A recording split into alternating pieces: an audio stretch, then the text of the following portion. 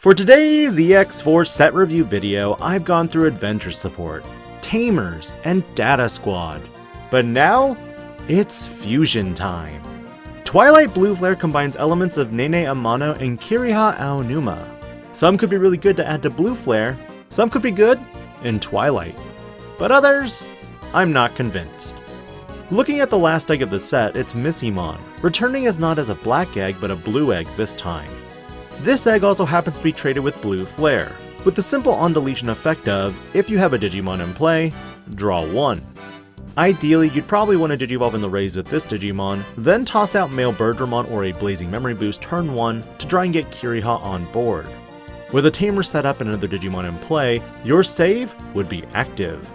Though in looking at some meta info on digimonmeta.com, 7 out of 8 deck profiles did not run this egg, still preferring Wanyamon.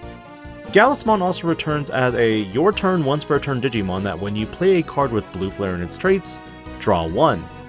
When you play a card with Twilight, return one card with the Digicross requirements from trash to hand.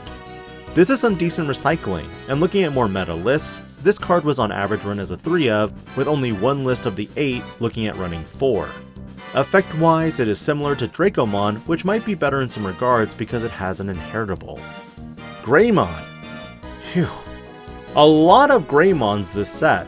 Has an on-play effect that reveals the top 3 cards to add one Kiriha Aonuma and one blue or black Digimon card with Digicross requirements. Trash the rest. On deletion, save. Inheritable-wise, when attacking, you draw one. This Greymon is interesting because amongst the top contending lists in Japan, some run 2, some run 4, and some run none. But it depends on where you're going with the deck. Male Birdramon is another strong contender to add to Blueflare decks. Considering on play, one of your opponent's Digimon gets Ice Walled for their next turn. On deletion, also save, and this Digimon gives jamming. Between Greymon and Male Birdramon, this Digimon is definitely more popular. Metal Greymon returns as yet another Digicross Digimon from Greymon and Male Birdramon. On play, you get Rush. If Digicrossing instead of stunning, you get to choose and remove 2 Digivolution cards under one of your opponent's Digimon. This is kind of huge, considering it's no longer top or bottom. You get to choose.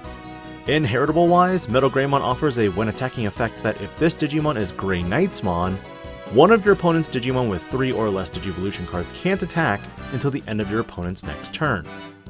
Neat, that's where the stun effect went. Greyknightsmon has an on-play effect only that lets you de-digivolve one of your opponent's Digimon. Then all of your opponent's level 4 or lower Digimon cannot attack until the end of your opponent's next turn. So your opponent digivolving up simply fixes it.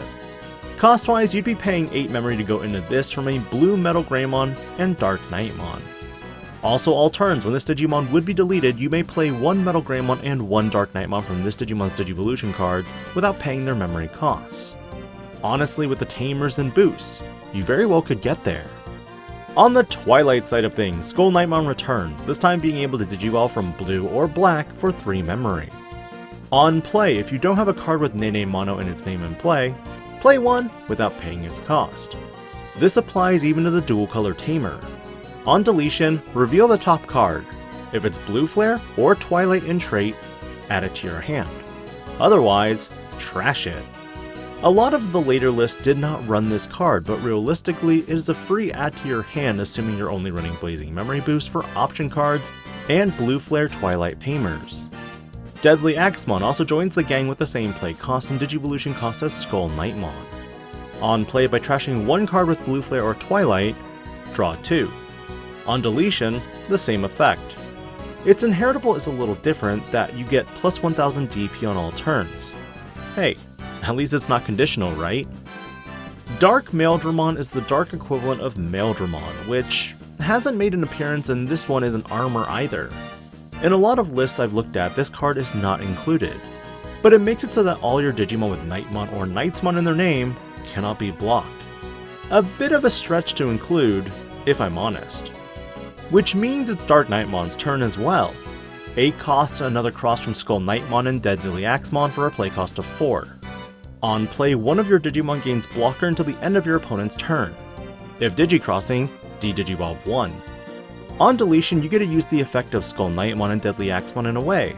It's just instead of 1 card, it's now 2. Then you trash the remaining cards. Finally, Kiriha Aonuma and Nene Amano make their appearance as a dual tamer in this set. These tamers are also treated as their individual counterparts. Start of main, if you have 2 or more Digimon in play, gain 1 memory. All turns when you would play a Digimon with Blueflare or Twilight in its traits and Digicross requirements, you can use 1 card from under your tamer and 1 card from your trash as the Digicross materials. A definite 4 of moving forward with Blueflare and darkknightmon decks.